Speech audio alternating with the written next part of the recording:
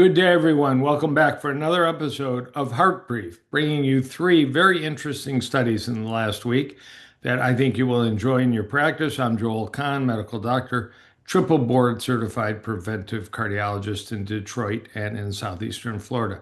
So let's go to the first study and let's pull up uh, a paper that is found in JACC, Journal of American College of Cardiology, cardiovascular imaging.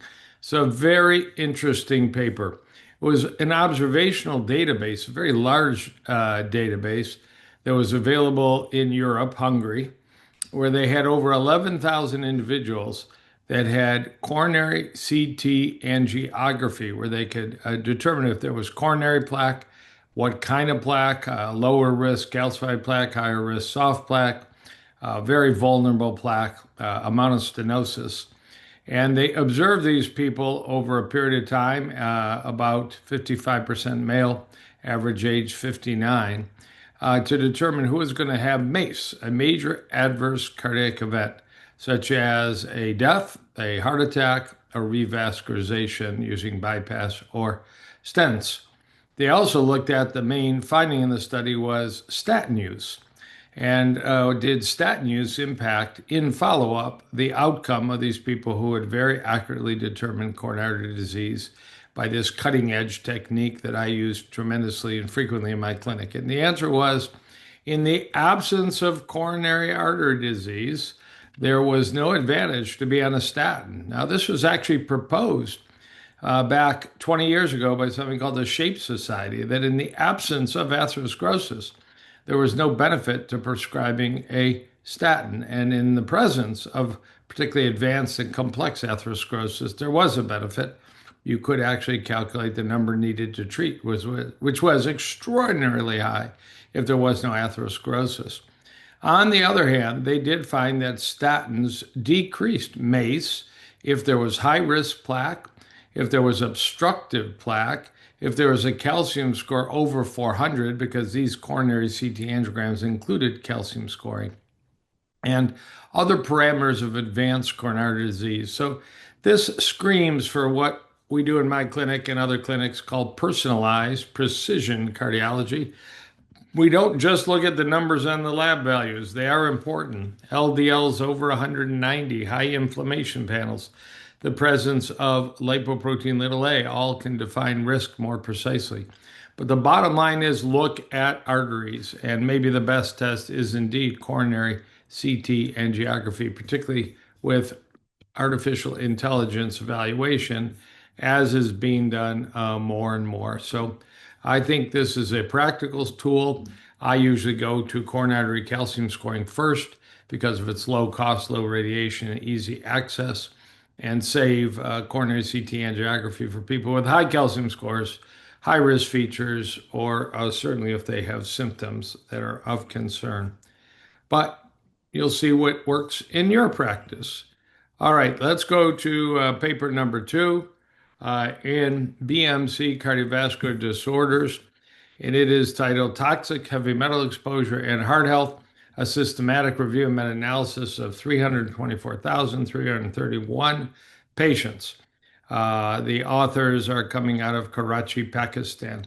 And they looked at a world literature review, 16 studies with this very large sample. They had data on cadmium, they had data on arsenic, they had mercury, they had data on lead. The overall finding was that certainly not standard practice to look for toxic environmental metals in patients at risk for or with actual coronary disease. It can involve blood testing, urine testing, even hair testing. It can be baseline, and it can also be provoked. But what they did find is that the presence of metals did increase risk, particularly cadmium showed up, arsenic showed up, as you can see here in red, although it will be dependent on location. I know in my own practice where I do blood heavy metal testing routinely, it's mercury. It's mercury all the time. Rarely from dental work, it can be, usually from frequent tuna use, but mercury in the blood is extremely common. So as we search for causes of coronary artery disease in some of our patients that is not so obvious, it can be that heavy metal may indeed be what we need to look for. All right. And then we're going to go on to the last paper as we learn so much about the overlap between heart health and brain health. And let me share that. This was in the Journal of Parkinson's Disease, the impact of diet on Parkinson's disease, a data driven analysis in a large Italian case control population. We don't think of Parkinson's like we think about coronary artery disease or diabetes as being highly tied to a particular diet. But these authors looked at a group of Parkinson's patients, 680, a group of matched controls, 6 Italian neurology centers, and they found 7 factors that were identified in the diet, 4 of which were significantly associated with Parkinson's disease.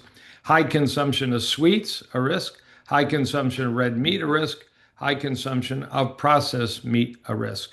What would lower the risk? It was fruit intake in this analysis, this nutritional epidemiology study.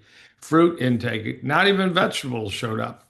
Not legumes showed up, but fruit showed up. So we sometimes are scared off by fruit and we think that it's too sugary or fructose and other factors. But indeed, when we look at certain conditions such as sexual health, brain health, and in this case, particularly Parkinson's risk, fruit stands up very well and something I think we should encourage our patients to get 2 or 3 servings a day on a regular basis.